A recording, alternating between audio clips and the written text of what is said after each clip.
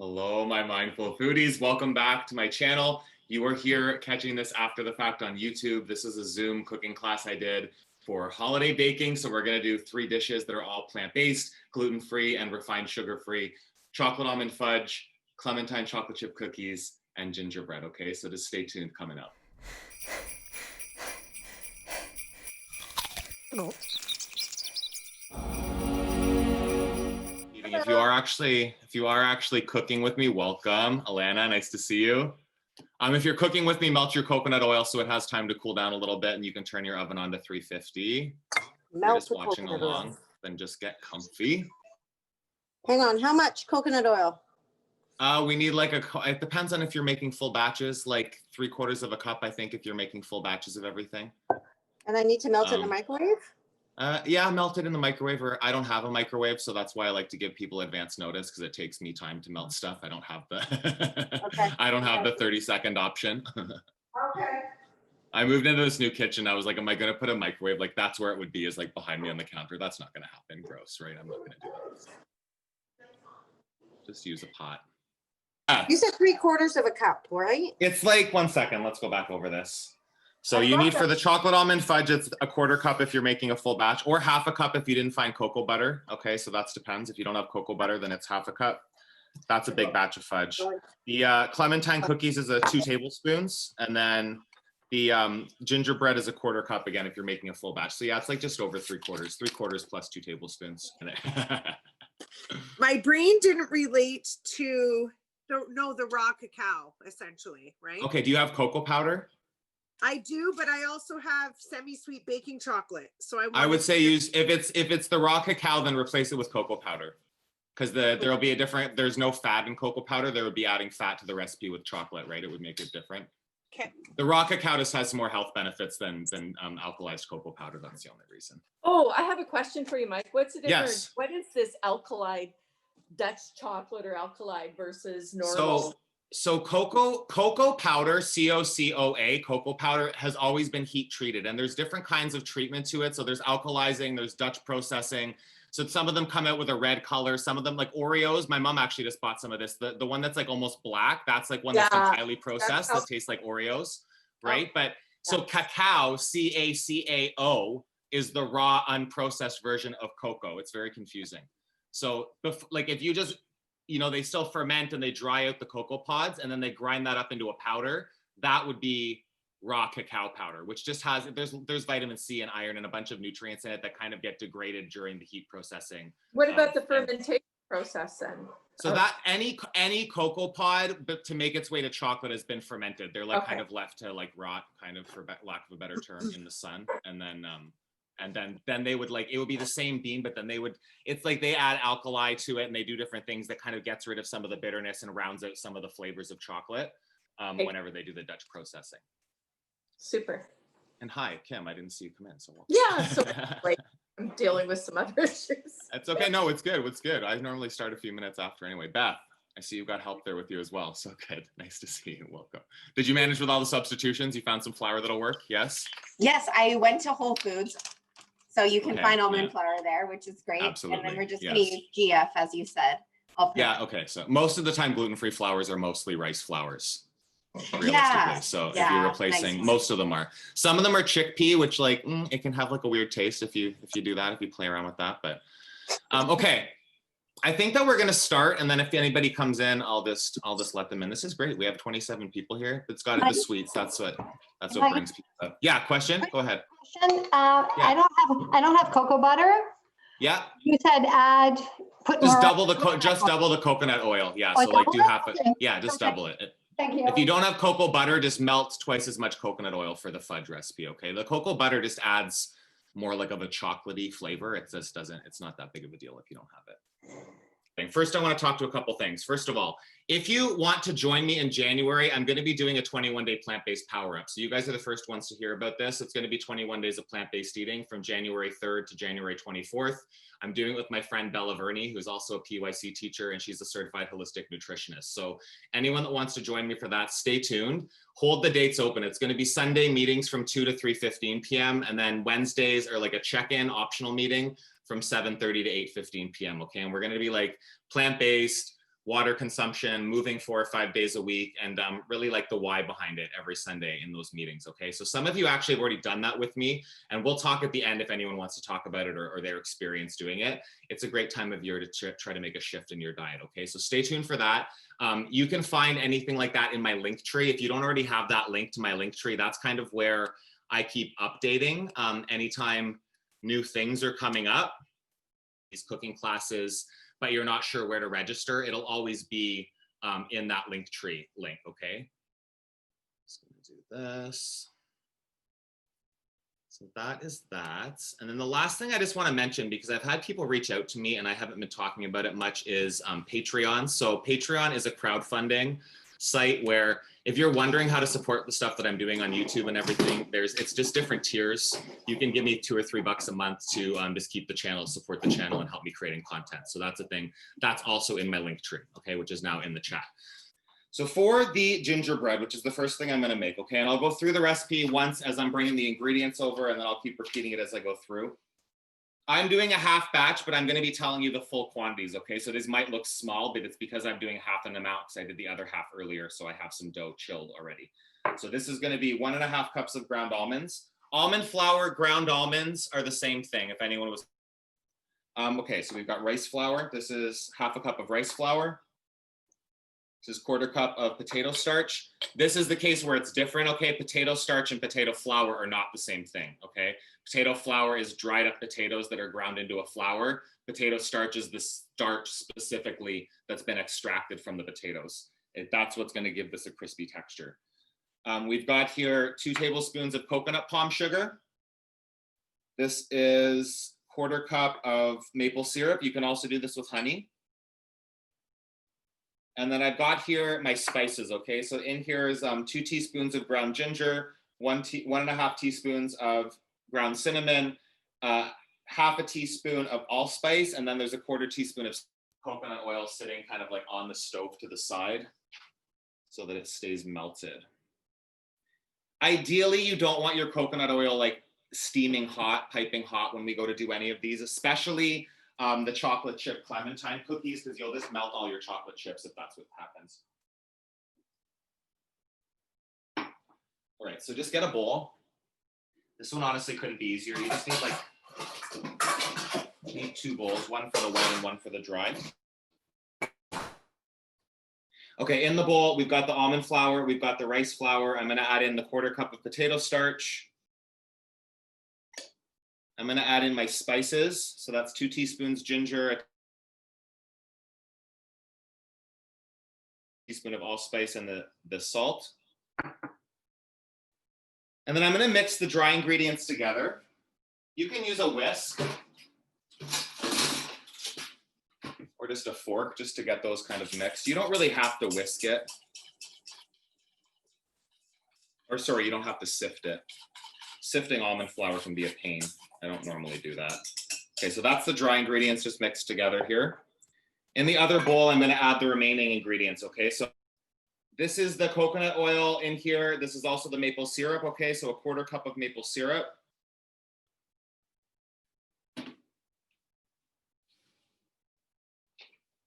Okay, so 2 teaspoons of coconut sugar.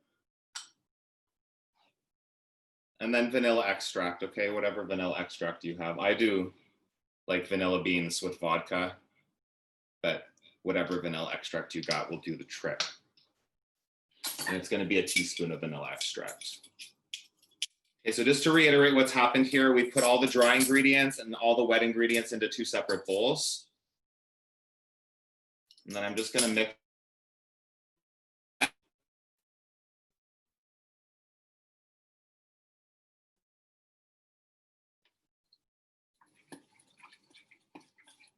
When you're making stuff that's gluten-free, you don't really have to stress as much about like if you're over mixing.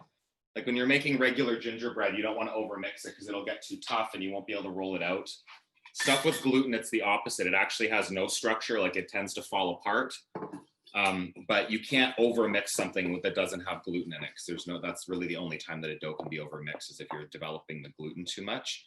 So here is the wet and the dry ingredients for the gingerbread. What I wanted to say quickly here too is if you have molasses in your house, if that's something that's around, You can add like a teaspoon or two of molasses to the gingerbread dough. It's just going to make it taste a little bit more like gingerbread. But it also, like, I didn't use it because it's kind of like a refined sugar. So it depends on what your story. I've made this before and just added like a teaspoon or two of the molasses to it.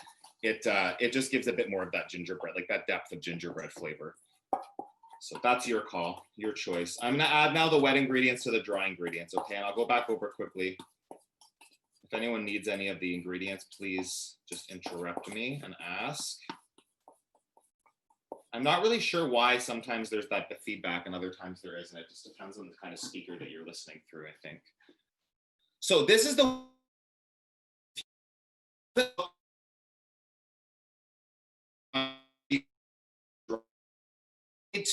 you just need to be patient and keep mixing. And if you have the opposite, because really the amount of moisture in a recipe can really depend on how humid your kitchen is and stuff like that. It can make a big difference. So if it seems a bit dry, keep mixing it, and eventually it will absorb that moisture. And if it seems like a little bit too damp or too oily, if it sits for a few minutes, by the time it's refrigerated, the dry ingredients will absorb any extra moisture that's in there, okay? So again, this is not gonna be like gingerbread that turns into a perfect smooth ball of dough that you might expect. You're not gonna ever achieve that with something gluten-free, okay? But what you're gonna get is something that will press together and form itself, okay? So that will be able to be rolled out. I'm gonna now basically just, I'm gonna wrap it up and let that chill while we move on. We'll roll this out and bake them a little bit later. So yeah, if you're measuring stuff out, like if you didn't, or obviously me having everything pre-measured saves me time, but I will try not to be in a rush, so don't stress if you're still there. These recipes are pretty straightforward how they come together, so you can wrap the dough in plastic.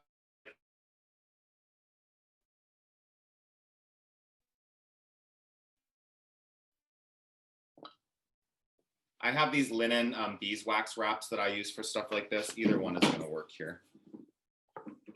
And yes, I'm going to put in the chat. Yes, I do make my own vanilla bean, my own vanilla extract. I did a gig one time for a lady that sold it. I did photography for her website, and she gave me like copious amounts of vanilla beans. So I used them to make my own extract, and I just keep adding vodka to it for years. So. Mike, you just got a question in the chat. Okay, what's that? My dough seems more wet is it from the molasses. If you added in the molasses and maybe you kind of free poured it, just add in like an extra tablespoon of almond flour, and it should help bring it all back together, okay, if it's a bit too damp now. If you added in the molasses, if it wasn't just a teaspoon, it might be a little bit more flour. You don't have to stress too much about this. There's not even leavening in this because we want something crispy. So I'm just gonna form this. This is kind of what you're looking for. So I don't know if you can see that. It's not sticking to my hand. It's a little bit oily, that's okay. But you can form it. You could roll this out right now if you were in a rush, but it's better if it chills just for a bit for that coconut oil to set back up. And I would say don't be too stressed if it just seems a little bit too damp, okay? Because again, the rice flour and stuff will absorb moisture as the dough sits. So I'm just gonna wrap this up. And I'm gonna pop it in the fridge. I already have one in there chilled, but we're gonna start on the fudge first, just so that has time to chill as well.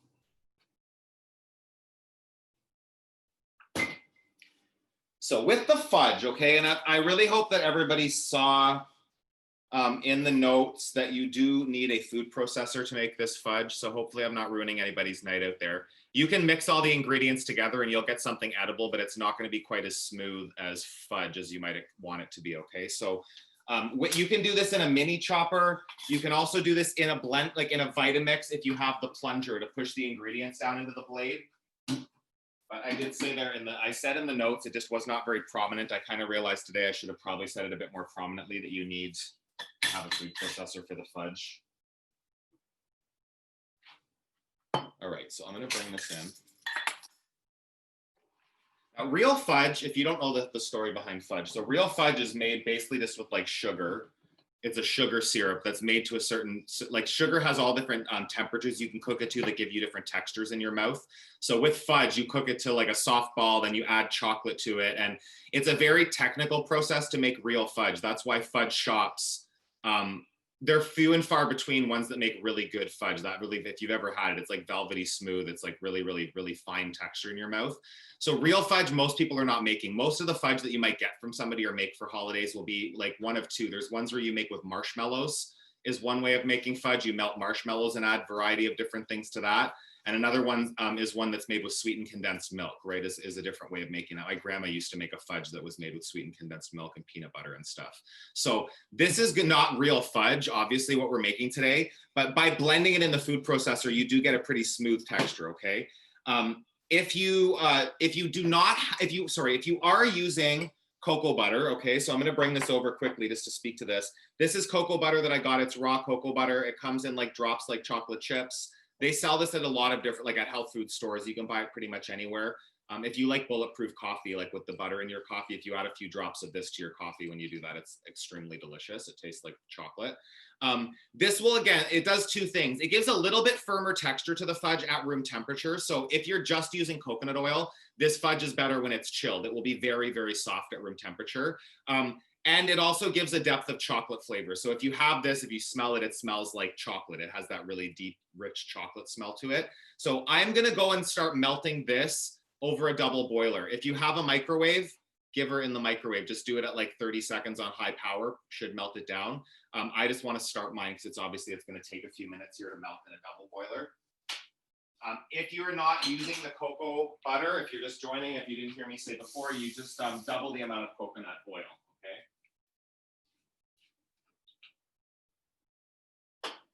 So I'm just gonna put this, if you don't know what a double boiler is, that's just where you take a pot and put some water in the bottom and then add a bowl on top of it, okay? So I'm gonna do like a pot like this. I don't wanna move the camera over to the stove. It's not that exciting what's about to happen, but. And then just put a bowl on top that's bigger than the pot so that the water doesn't get into it, okay? This is the way to melt stuff if you don't have a microwave and you don't wanna burn it.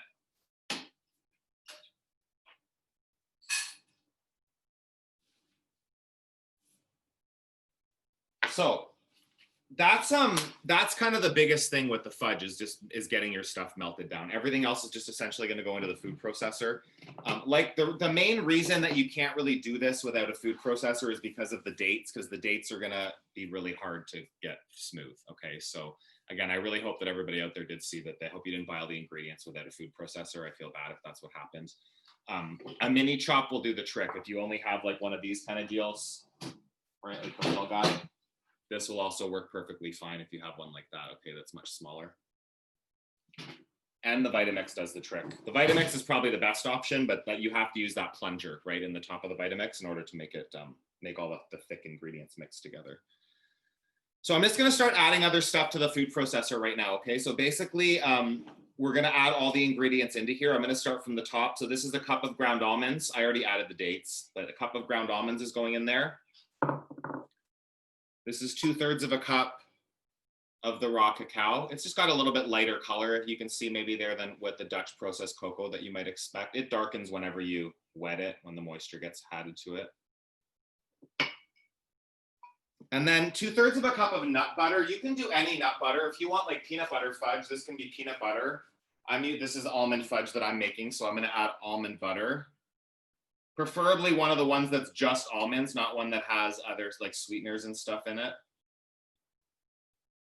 But any nut butter will work. Hey, Mike, Yes. according to your instructions, the nut butter went in with the maple syrup, the coconut oil, and the. You're right. Okay, yeah, you don't have to do all of them together. Thank you, Jeanette. You'll notice very quickly I'm terrible at following my own recipes. No, because I already put those in the pan. You can melt them together, 100%. That's not going to be a problem at all. Thank you for catching me before I went too far. Yeah, with this one, it's good to have some stuff warmed up, so because it helps to mix everything. So yes, I'm going to add my maple syrup over there in with my coconut oil and my cocoa butter, and I'll melt them together. The thing here is if you add everything in at once, it does take a bit longer to melt down your cocoa butter.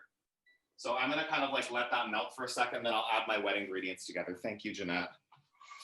Don't use recipes too strictly, people out there. That's kind of one of the big things I like to reinforce here. It's not that big of a deal if you don't follow it exactly. Okay, so I'm gonna keep adding the other stuff into here though, okay? So I'm gonna add in the salt. I'll go back through all the ingredients in 1 second here about what's gone into this. And I'm adding in some vanilla extract, a teaspoon of vanilla.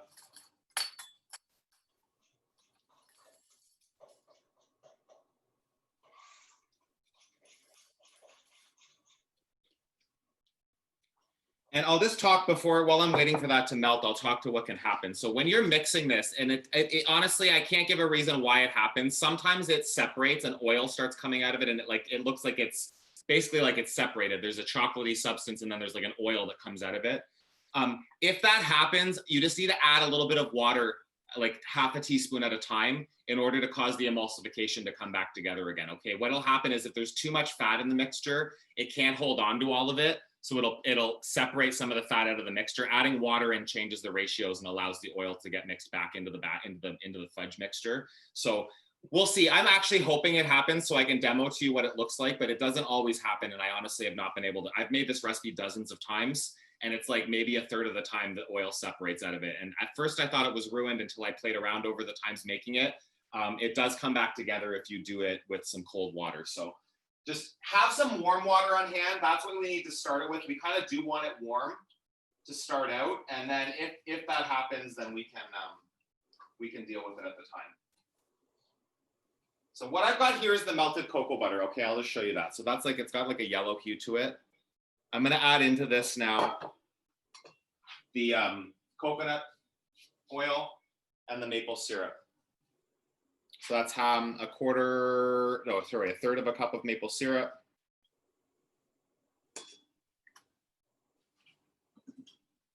And then I think it's a 1/4 cup here of coconut oil.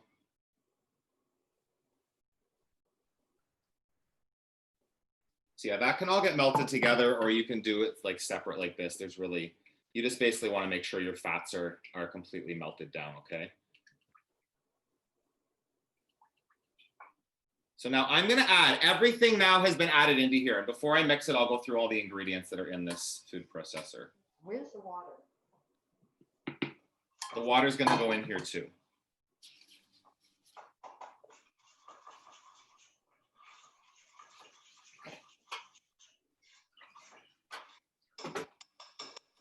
All right. So I'm just gonna do that. All right, so into here I have added 1 cup of ground almonds, 3/4 of a cup of raw cacao powder, 2/3 of a cup cacao, 2/3 of a cup of nut butter, 1/3 of a cup of maple syrup, 1/4 cup of coconut oil, 1/4 cup of melted cocoa butter. I'm adding in right now 3 tablespoons of warm water.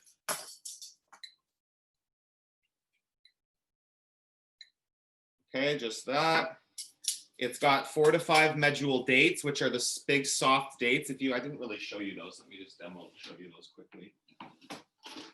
So medjool dates are different than other dates. And I mean, you can use other dates, but they would need to be hydrated. These are very, very soft. Okay, they've got a very soft texture to them. So they work really, really nice in baked goods and stuff, like especially stuff that you want to have that like kind of smooth gummy texture to, like a fudge.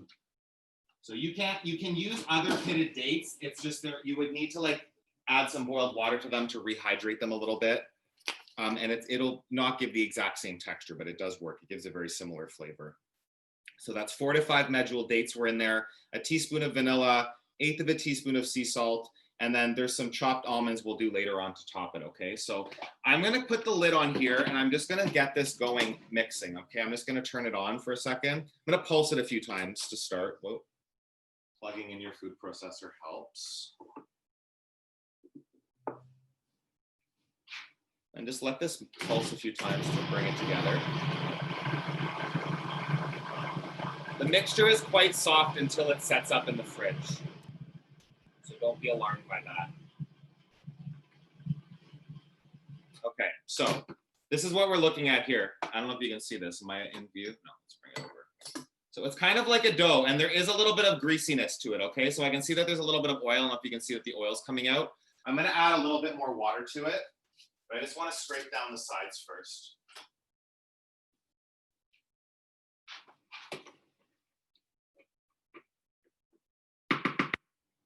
I'm just gonna add in a little tiny bit of cold water to this.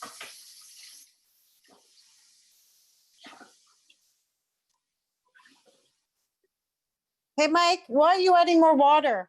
How do we know if we need more water?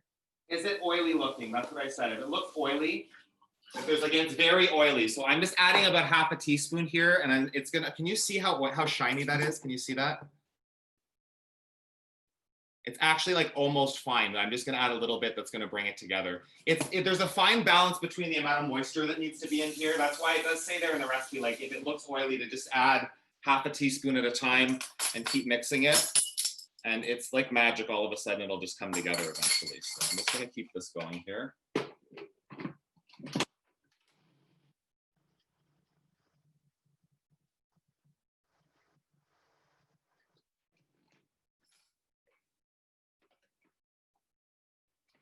This is looking pretty good. It'll be a little bit oily, okay? It's filled with fat, let's be honest, okay? It's pure fat. It's like just like fudges too. It's like fat and sugar. But this is no longer, it had like oil separating out of it. Now it just has a little bit of an oily sheen to the surface of it. It should be fine. If anybody's having an issue out there, please get my attention. Let me know, because this one definitely can, it can seem like it doesn't work. It's not gonna come together, but then it does. Just gonna make some space here.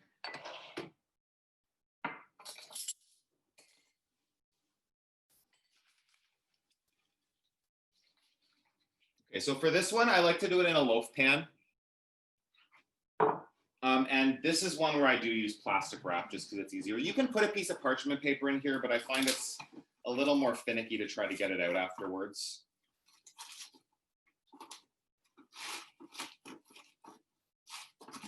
So I'm just going to take some plastic wrap and line the bottom of this.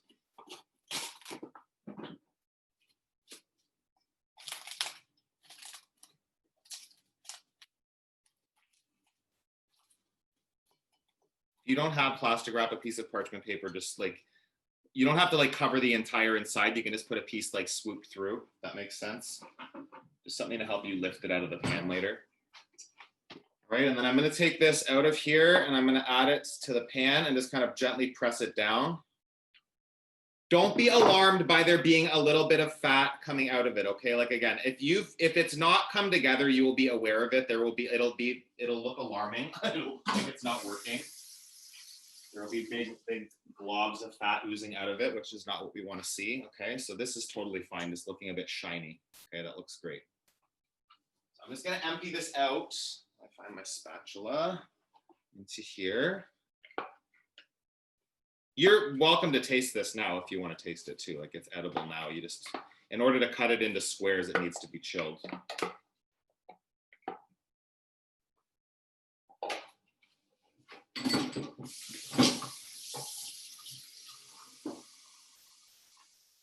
And then you can use the back of a spoon or an offset spatula. Like if you have one of these little offset spatulas like this, that's a great tool for this job. Sorry, Mike, Yeah. you said if the oil's really separating, just keep adding a little bit of water? A little bit at a time. Add like half a teaspoon. As cold of water as you can get. Okay, thanks. Yeah, no problem. Please let me know how it turns out, okay? Yeah, see, like my oil's coming out of here a little bit too. But as it sets up, like all of that will firm up in the fridge. So a little bit on top is actually not the worst thing because it'll help to hold any garnishes like the almonds that I'm about to put on top of here.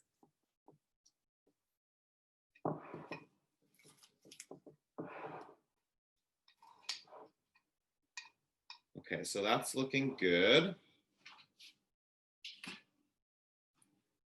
And then I've roasted some almonds. I'm just gonna chop them up. I don't know if you know this tool. It's like a nut chopper. Just gonna throw the almonds through here. If you have cacao nibs, cocoa nibs, you can also use those. Just something to put on top of it is nice. So I'll just sprinkle some chopped nuts on top of that. And then I'm just gonna pop this in the fridge and we'll come back. I'll try to cut it at the end. Hopefully it'll have enough time in the fridge, but it may not be firm enough yet. So with this, once you put whatever you're putting on top, I'll just fold the plastic wrap over and kind of gently press it down. It's just kind of whatever you've sprinkled on top for garnish, whatever it might be. chocolate chips works too. That way it'll kind of stick it in. And then I'm just gonna pop that in the fridge like that, okay? And it just needs to set up before it can be cut. All right. I think I will move on to the gingerbread. Yours might not be set yet, but just kind of, you can watch me working with it and then hopefully yours will be ready to go.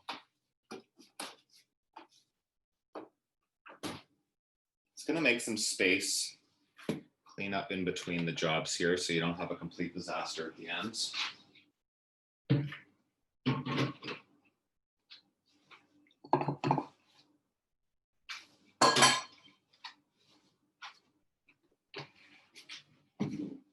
All right. So with your gingerbread, it actually, like, you can check your gingerbread and see now if it's firmed up a little bit, it might be okay. Hang on, Yeah, can I ask you a question? Sorry. absolutely. No, We're high please. maintenance here. No. So we put the fudge in the pan. Do we put the Yeah. almonds on top or do we just?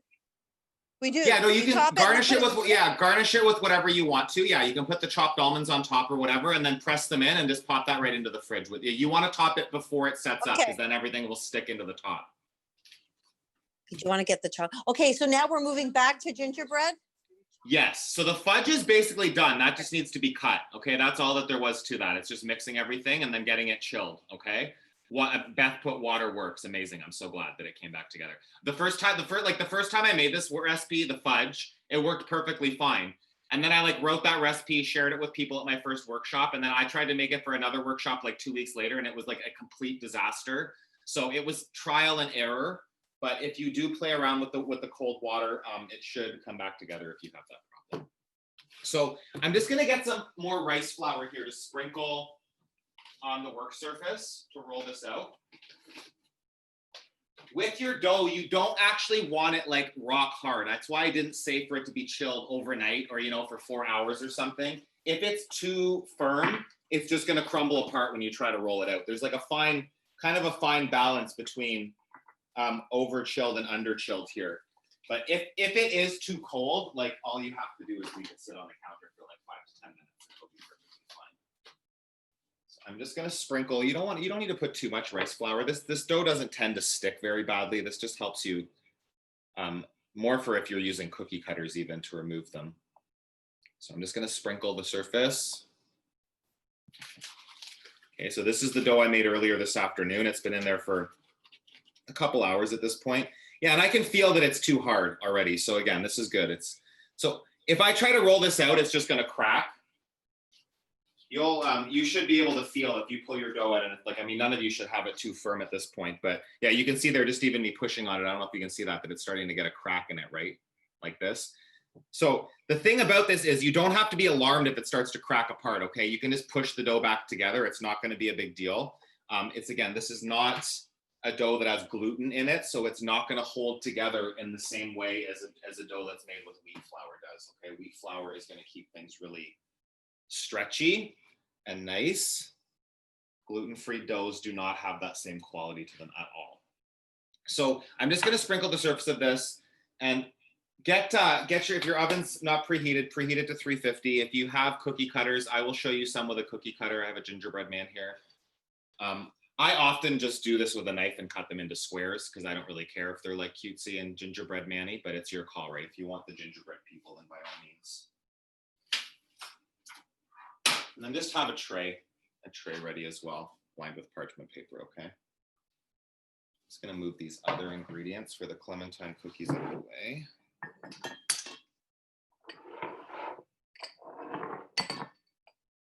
Give yourself space when you're trying to use a rolling pin. There's few things more frustrating than when you're trying to use a rolling pin on a counter that's covered in all kinds of stuff. All right, there we go. I'm going to start rolling this out to show you worst case scenario, what happens when it's too cold, okay? So when you start going here, just being, again, patience is the key, especially I feel like when you're doing pastry, you don't want to be trying to rush. So I'm just going to start going. As it starts to crack around the edges a bit more, I'll push it back together, okay? And just like roll it a bit, then rotate it a quarter turn, roll it a bit more. I want you to keep in mind that this dough has no leavening in it, okay? There's no baking soda or baking powder, so the thickness that you roll it out to is the thickness that it is when you bake it, okay? You don't have to worry about it puffing up or anything. So I'm gonna roll this out. I put about 5 millimeters, just like half a centimeter. Okay, and I'm just gonna keep going. As I go now, as it starts to crack, I can just kind of push it back together and then roll over it again. And the nice thing about gluten-free dough is that you can roll it out as many times as you need to, okay? So with regular gingerbread, if you roll it out 2 and 3 times, it starts to get very tough. Gluten-free dough does not get tough because there's no gluten to make it tough. All right, and again, just get it rolled out. You might, at some point, you might not be able to move it around on the counter, but it's just want to make sure it's not sticking, okay? That's kind of, keep the almond flour underneath, or the rice flour underneath there as you roll it out. Okay, and then you can see here, like I've got a big crack that's formed right in the middle. So honestly, if you just push it together, just kind of like tell it what you want it to do and it'll work, all right? Just like pushing over those cracks. And this is already looking good. You have to remember that this is a half batch. So mine will look a bit smaller than what you might have, or you can roll it out in 2 batches. If you have a big clump of dough, like a big chunk, just only roll it half at a time. So that's that. Now I'm gonna use the cookie cutter. Again, like I keep saying, okay, this is different than dough with gluten. So you'll want to keep in mind that it's going to be more prone to cracking. Okay, but it does work. If you're gentle, you should be able to use the cutter and get the shapes out of there. Okay, so there's a little gingerbread man. I'm going to start putting these onto a tray. Just go through. So I'm going to go through, I'll do this. I'll roll it out a second time and just do some squares. Dusting your cookie cutter with rice flour might help. What I said in the recipe too is like, you don't want to try to use the most detailed cookie cutter you have for this dough, okay? Like if you have like the fancy, beautiful snowflake cookie cutters with all kinds of like little intricate little edges on it, I mean, good luck trying. I've not myself had very good experience using pretty intricate cookie cutters with this specific dough, but it does work for gingerbread men or for simple shapes like Christmas trees and stars and stuff like that. All right, so that's that. And then what I'll do now with this is I'm just going to form it all back into a ball, pick up any crumbs. Again, you don't have to worry about overworking this dough. It's kind of ingrained if you're used to baking at all. If you're maybe you're not a baker already, so you don't feel this way. But like with normal dough, there's kind of this fear of overworking it. You don't have to worry about that with this. You can just keep rolling it out. The only thing that'll happen is if you're dusting it with tons of flour, it'll get drier and drier each time. That's the only thing you have to be aware of. You don't want to put too much flour on the surface. So I'll just roll this out again.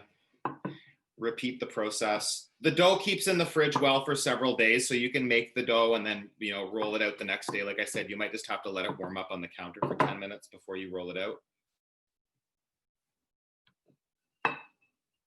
And unfortunately, I would like to tell you that I had an amazing plant-based icing recipe for this, but if you want to make icing for gingerbread, you need icing sugar, and there's no clean icing sugar that exists in the world. So just, in my opinion, if you're going to make a little bit of royal icing, which is just some egg white with icing sugar, there's worse things you could do on top of this gingerbread. You've already kind of improved it quite a bit, but it's your call. That is the most refined kind of sugar, icing sugar, really one of the most. So I'm just going to do the rest of this with a knife, okay? I'm just going to cut it into, I'll trim the edges, and I'll cut it into squares. And like any of the edge pieces, you can just like push all these crumbs into a cookie of their own, okay? Just like make it into like a patty in your hand. These are like the chef's treats, right? The ugly pieces, just eat those. So I'll literally just like with the crumbs do something like that. And then however you want to do it, cut it up.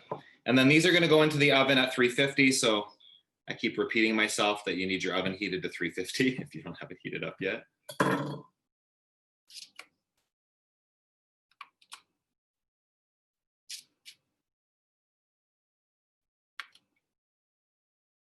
And again, with this recipe, there will be no spreading. You don't have to worry about them being like separated on the tray so that they don't stick to each other. Like what you put on this tray is exactly what it will look like when it comes out of the oven as far as the shape and stuff is concerned. They'll brown a little bit, but.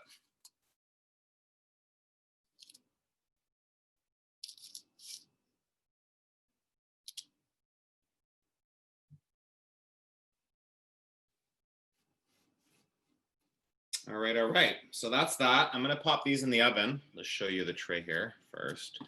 So yeah, just random shapes are fine too, okay? So that's what I've got going in the oven. 350, center of the oven ideally. And then set a timer for yourself for, just check the time here.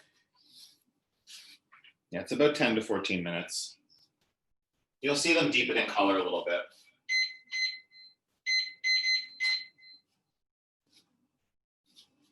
Okay, so I'm just gonna start to clean up here. Any questions, any check-in? How's people's stuff coming along? We have success, failure, perceived failure. Mike, how long? Sorry, how long to cook them for? 10 to 14. I set a timer for 10 minutes.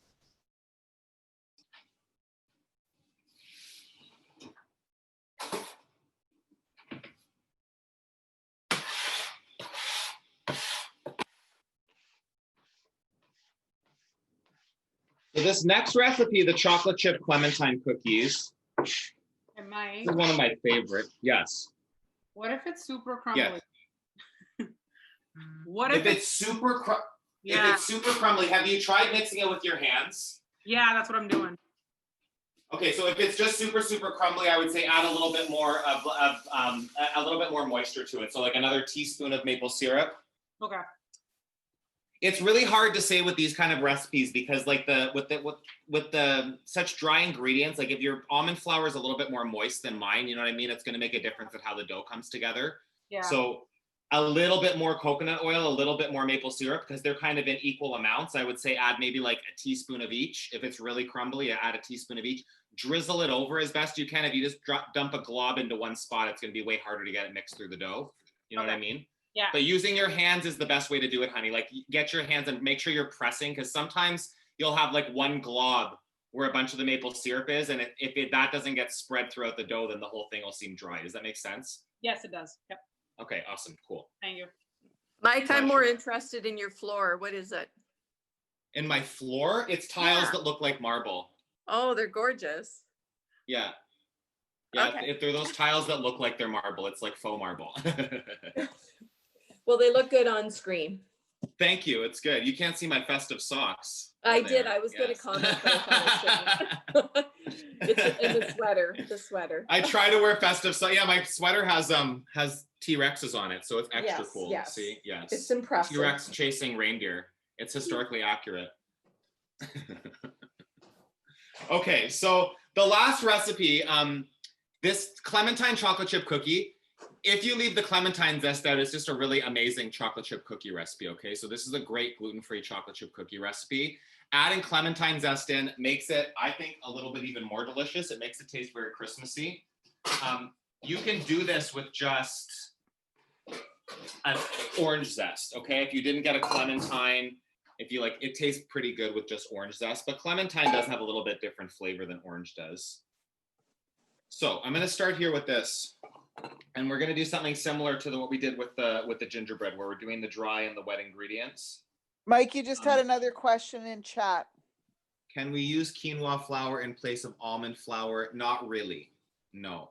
I can honestly, I'm not gonna make up something, like I've never worked with quinoa flour. I'm kind of borderline allergic to quinoa. It gives me a really bad digestive reaction. So what I can say is that almond flour is ground nuts that are high in fat, and there's some protein in there, whereas quinoa flour has no fat and it's very, very high in protein. It'll be very drying. Like you can't replace a nut flour with a seed flour and end up with the same results. So it's hard.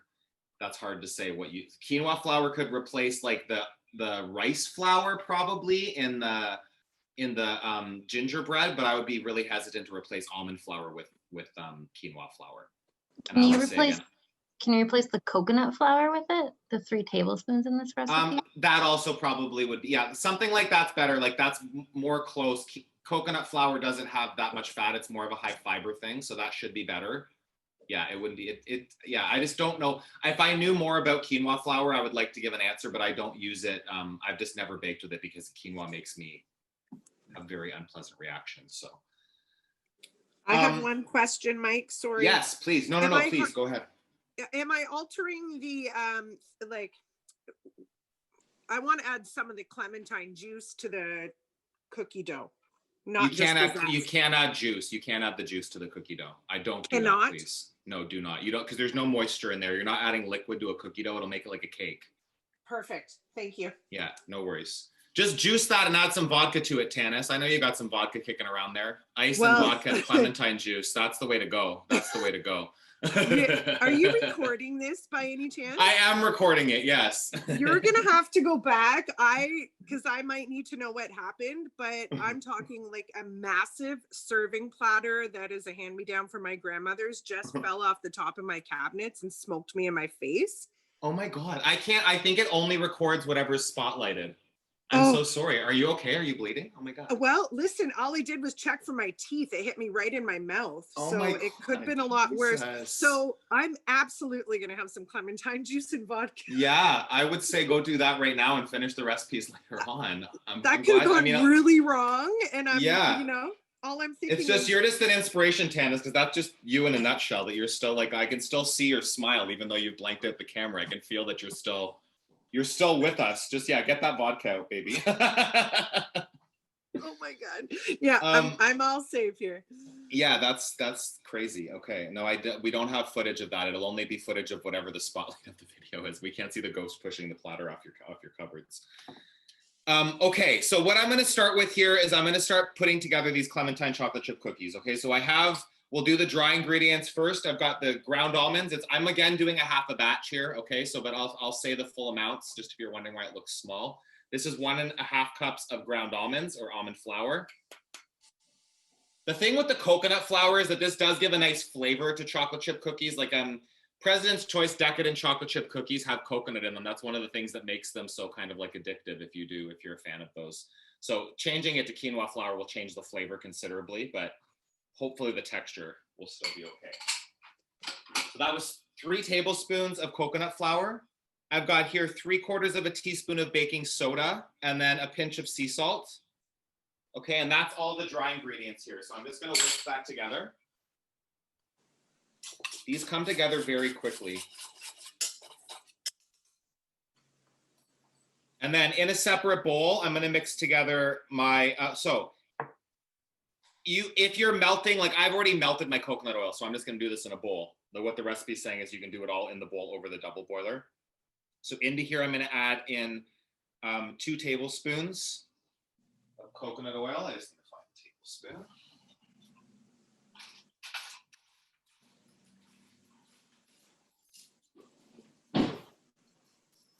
Something I could have said at the beginning too is that if you are not fully vegan, coconut oil can be replaced with grass-fed butter in a lot of these. In most, I would say maybe don't do that in the fudge, but for either of the cookies, that would be 100% fine. I still use grass-fed butter from time to time. I'm not fully vegan, so. 2 tablespoons of coconut oil into here. This is 1/3 cup of maple syrup. And there are other sweeteners you can use. You could do this with agave or honey. I like to use maple syrup because I'm here in Canada and we have an abundance of maple syrup. This is 3 tablespoons of nut butter. So again, this is almond butter. You can do this with peanut. You can do this with cashew or hazelnut butter. Sun butter.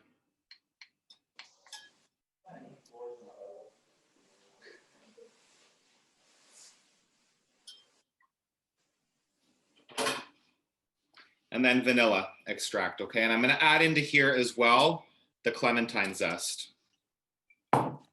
So different ways you can do the zest, right? If you don't have one of these, like this is a microplane, this has kind of been the tool for a while now, that it's kind of like what most people would use, probably. The other kind of zester might be the one that peels off little strips. You can use that, or even a vegetable peeler, peel off a couple strips and chop it up with a knife. It doesn't have to be super fine. So I'm just gonna grate this right into the liquid ingredients.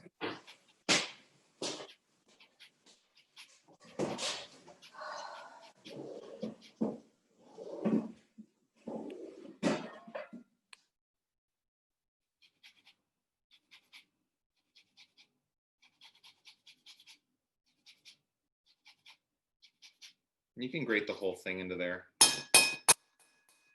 About a teaspoon. They don't zest as easily as an orange does because they're a little bit squishier, so it's kind of a bit harder to get your momentum on the grater, but you might need to if you're doing a full batch. Depends on how big it is. All right, so that's the wet. I'm gonna whisk that together. And then I'm just gonna add the wet to the dry. And that again, this recipe comes together so fast. So I'm just gonna grab a spoon.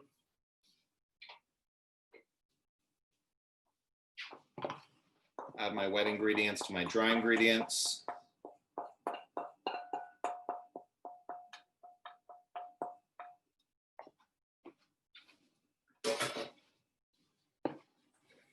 And this dough comes together a bit easier than the, it's a bit wetter. It might seem like kind of too wet, but it's actually, that's fine. A little bit wetter than like a regular chocolate chip cookie dough that you might expect, but that's basically that. And it will thicken a little bit as it sits, okay? As again, the dry ingredients absorb the moisture. I'm gonna add in here the chocolate chips now. All right, so if people ask, like, if you're wondering what kind of chocolate chips I use, this is the brand that I prefer, okay? Those are Lily's. They're pricey, but I am a sugar addict and I don't like to have white sugar in my house, okay? So if I get chocolate chips sweetened with white sugar, it's just not cool for me. These are sweetened with stevia and erythritol, so they're like one of the only vegan chocolate chips that is sugar-free on them. I think it's the only vegan chocolate chip because like Krista and a couple of other brands do have modified milk ingredients. They have skim milk powder in them. So this is a great brand, Lily's. They're, you know, they care about the environment and all that kind of stuff. It's non-GMO and it's fair trade. If you're not aware of it, chocolate is one of the worst industries in the world for slave labor. So it's a really like, if you care about that stuff, trying to buy fair trade chocolate is something that you might want to consider doing. If not, then there's a lot of child labor and cartels and all kinds of other horrible things that are involved in the chocolate industry. So just a side note, okay, trying to keep it real. I'm add the chocolate chips into here. That's a 1/4 cup of chocolate chips. Mix those through. And that is ready to go in the oven already. Okay, so I'm just gonna check. I think that our gingerbread should actually be almost on the brink over there. Mike, I have one more question. No, please have 10 more questions. What is it? The chocolate chip recipe, is that a half recipe that you shared with us? I was saying the full amounts, but I just made a half batch. That's why it looks small. How many cookies should, like size wise, I'm just trying to decide if they need give me to 1 cook their second. own. I'm just gonna grab my gingerbread, check that. Give me 1 second, I'll be right back for that. Okay, that was 10 minutes. I'm gonna show you what mine looks like. I'm gonna put it back in for another 2 or 3 minutes, okay? So it's not quite browned around the edges yet, just starting to. So I want these to be crispy, okay? So again, you don't want to overbake them, obviously, but you don't want to underbake them either. So I'll give this, I'm going to do 3 more minutes, which will bring me to 13.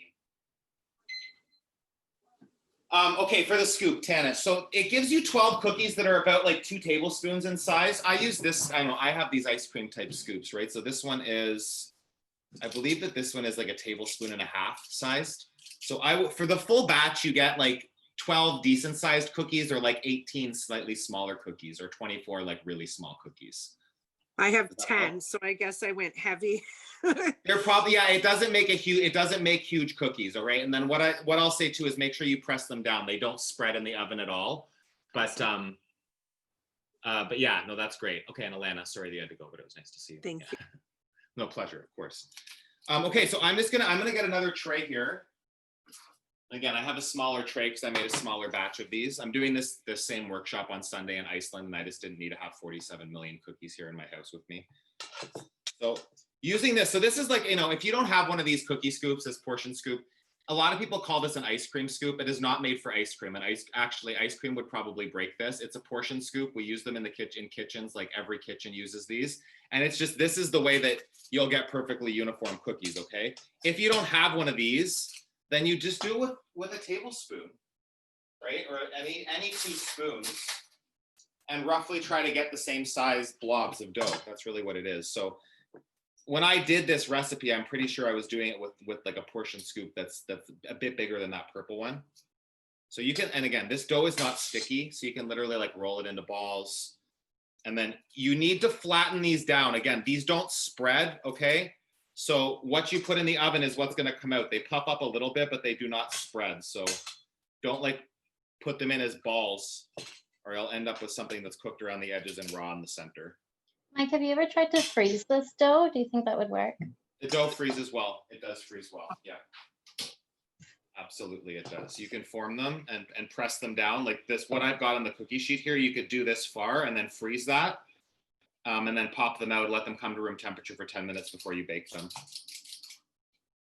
And actually, on a side note too, the cookies already baked freeze really, really well as well. Like I've every Christmas, the last 3 Christmases I've made these as my Christmas baking, and I'll make them at the beginning of December and keep them in the freezer, and they keep really, really well frozen. So.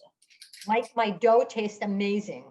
It's also an extremely addictive cookie dough to eat raw because there's no raw eggs or anything in there. So you can like basically just don't even cook this and just eat the entire thing raw out of the bowl if you're if that's your jive, the cookie dough situation, then this definitely is a good one for you. All right, so that's that. So for me, from my half batch, I got 2, 4, 6. I got about 16 using this slightly smaller scoop. So Tanis, to answer your question, it's 12 at 2 tablespoons. 2 tablespoon portion size.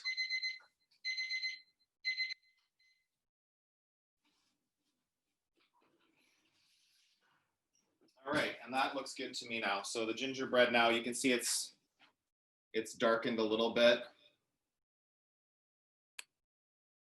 Okay, and yeah, these like slightly browned on the bottom, but that's about good. That's been about 14 minutes. So between 12 and 15 minutes, something like that should be perfect.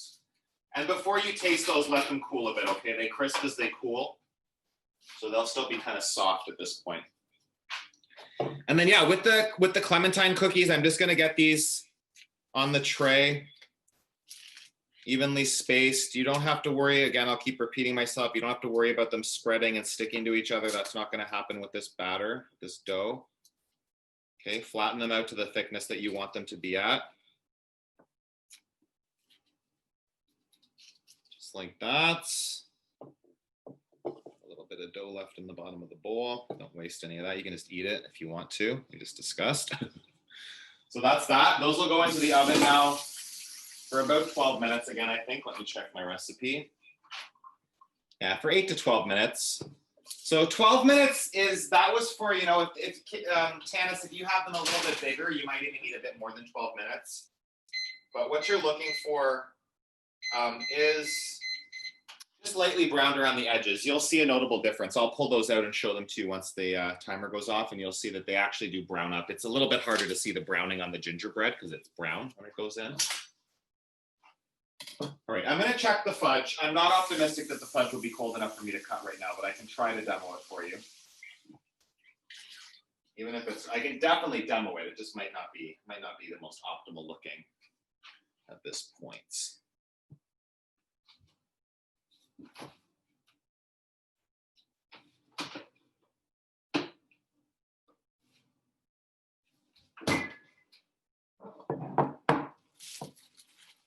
So I'm just going to try to lift this out of here and see what happens. Let's see what we got. All right, it's barely firmed up. Okay, it's definitely, this is too soon. I'm going to demo this for you anyway, just so you can kind of see. I'll show you a technique of how to do it, so you can come back to this a bit later and do it to yours. You want to use a hot, dry knife, okay, to cut this. So what that means is I'm going to run my knife under hot water until it heats up, and then I'm going to wipe it dry, and then I'm going to use it to make one cut, and then I'm going to keep repeating that process. So every single cut, I'm going to run it under hot water, dry it off, make a cut, run it under hot water, dry it off, make a cut, okay? That will give you those really clean edges, and it will help prevent you from just like mashing the fudge up, okay? Because once it starts to kind of get a coating on the blade, every time you go through, it's going to be more and more messy. So I'm just going to pull this up onto the cutting board. Okay, so that's a hot knife. I dried it off. I'll go through the fudge like this, and then I would go in now. So you can see that the blade gets some stuck to it, right? Every single cut, I want to clean that off. I'm going to run this under hot water again. You can also just like, if you have like a juice pitcher, you can fill a juice pitcher up with hot water and keep dunking the knife in it. That's also an option, okay? And just, you'll do one cut at a time like that. This will give you a much cleaner cut. And this is not very indicative of how cleanly this cuts if you're not doing it when it's only been in the fridge for 20 minutes, okay? If you chill this overnight, if you try to cut it tomorrow or even in a couple hours. But the hot knife does make a difference. and you'll get something then, okay, that actually cuts into little squares like fudge. I'm going to put mine back in the fridge. I'm not going to do this to the entire thing because it's really not ready for it, but that's the technique that you will use when your fudge is set up. And you'll notice that there is some oil coming out of it. Okay, that's just kind of what happens with this recipe. As long as you don't have like copious globs of oil everywhere, then you're fine if it's just a little bit greasy. That will set as it chills. All right, basically, that's all that there is to this one. We're gonna stick around, like we can still chat here for a minute until those Clementine cookies come out. But I will say again that all of this stuff keeps in the freezer really well. I've frozen that fudge before on multiple occasions, the same with the gingerbread, like after it's baked.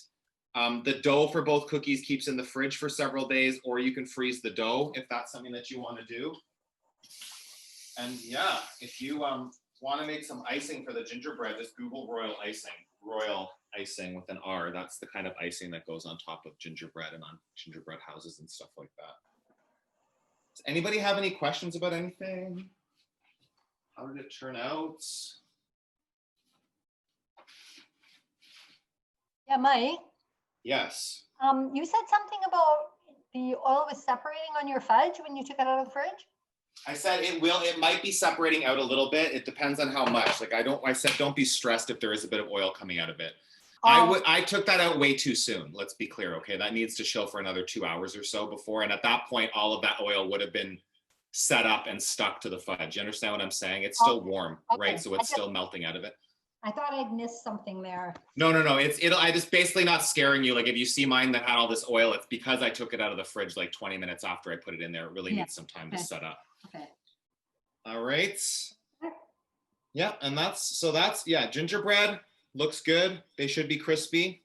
I'm intrigued to know what everyone thinks out there. If anybody's tasting anything, I know that we already know the cookie dough's in good shape, so that's a good start. My cookies are delicious. Amazing. Amazing. I'll talk to this quickly if you guys are interested. So just if you want to make your own vanilla extract.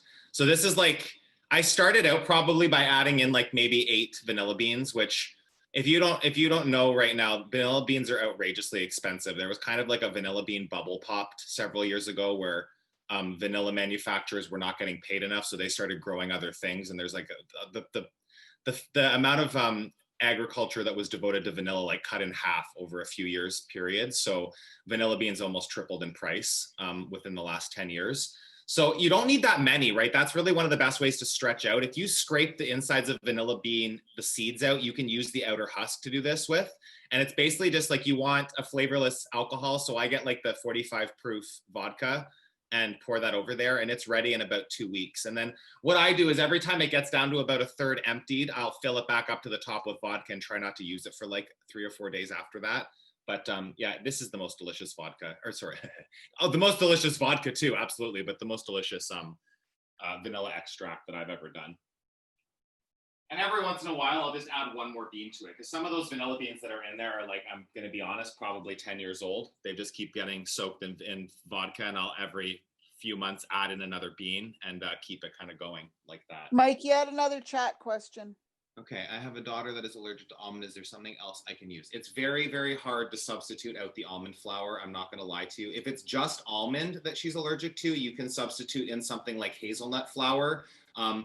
If you can find pumpkin seed or sunflower seed flour, they're kind of similar, but it's hard because you need to have the fat content that's in a nut flour, right? So there's no other really gluten-free flour that's not a nut flour that's going to have the same kind of texture in the final dough. So it's a tricky one. I know I kind of realized that after I like a week ago that all the recipes I did were almond flour. So I know that that's not the best for everybody. But other nut flours would work. I know nut almonds are sometimes kind of don't get grouped the same as something like a hazelnut. So if that's possible, Dana. Other than that, I'm not really sure what to say. That just means honestly. more to me, Mike. It's okay. Yeah. No, it's okay. I'm just trying to think, I'm just trying to think if there's, I've seen pumpkin seed flour, but I don't like to say that use that if I've never used it. It might have a really strong flavor, or in the case of pumpkin seed flour, it might be bright green and make them look like horrendous, right? It might be like a really hideous looking color in the end. So. Okay, thank you. Pleasure, no worries. And if you bake, if you like soft gingerbread, just to put that out there, if you bake them a little bit less, you'll get that softer texture. If you bake them longer, these are kind of right at if they're darker brown like this, they're going to be a bit more crispy. Whereas I feel like some of the gingerbread men might actually, no, actually they're crispy. This chunk here, like the chunk I just pushed together, has still got that doughy texture in the center because it's a bit thicker, so it didn't bake as fast. We got 3 minutes left on these Clementine cookies here.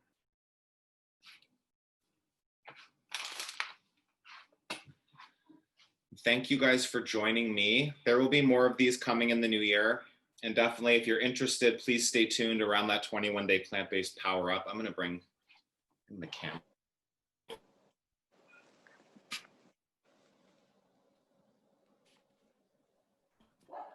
Did I freeze?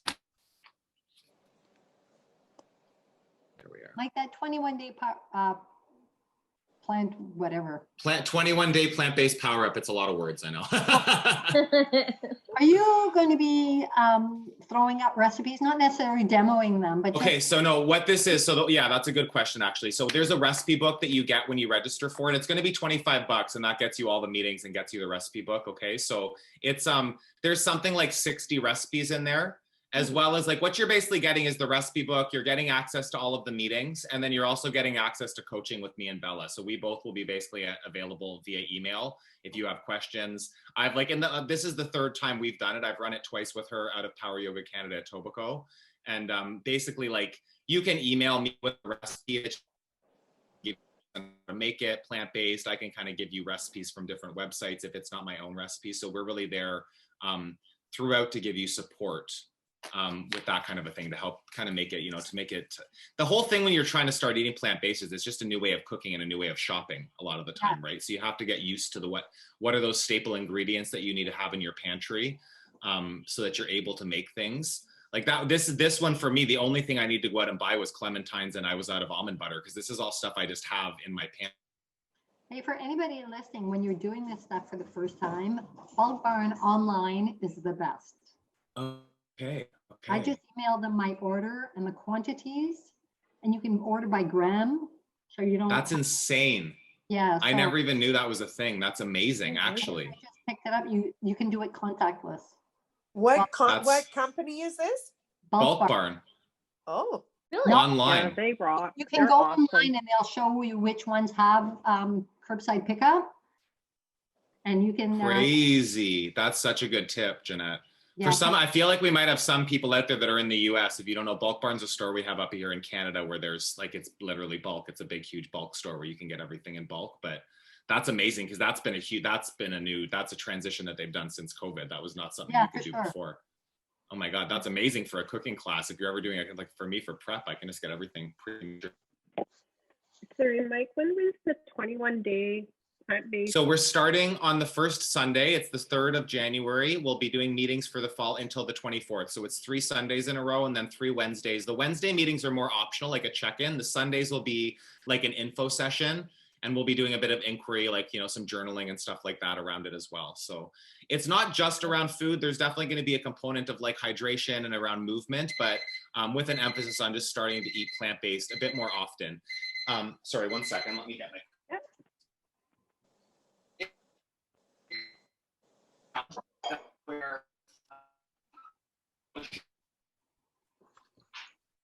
So this needs another minute. They're just almost like they look a little bit too white for me. I want them to be a little bit more brown, but don't overbake them. In the past, when we've done the 21-day challenge, we've had it where it was fully vegan for the full 21 days. And we've both been talking about it. And I think that what we're going to be doing is it's going to be 5 days a week fully vegan, and then 2 days a week if you want to include animal products, and learning how we're going to help teach you how to shop for like ethically sourced, like what kind of eggs you do want to buy if you're eating beef or chicken, what kind of beef or chicken you want to be looking for, and that kind of a thing. So it's going to be we're emphasizing veganism as much as possible, but like whole food plant-based dieting is more what I'm about, and it's about getting back to things more. And chickens now is not like what we did 100 years ago, 150 years ago. And it's just trying to get back to that like natural way of farming and natural way of raising animals so that sorry, go ahead. Oh, sorry, I didn't mean to interrupt. And where can we sign up for this? I didn't. So, okay, I so missed that. you are the first people to hear about it. Okay, so I haven't even, like, I literally had a call with Bella like an hour and a half before this. Right. Just finalizing some of the details. So stay tuned. That link, I'll put the link one more time here in the sidebar, so that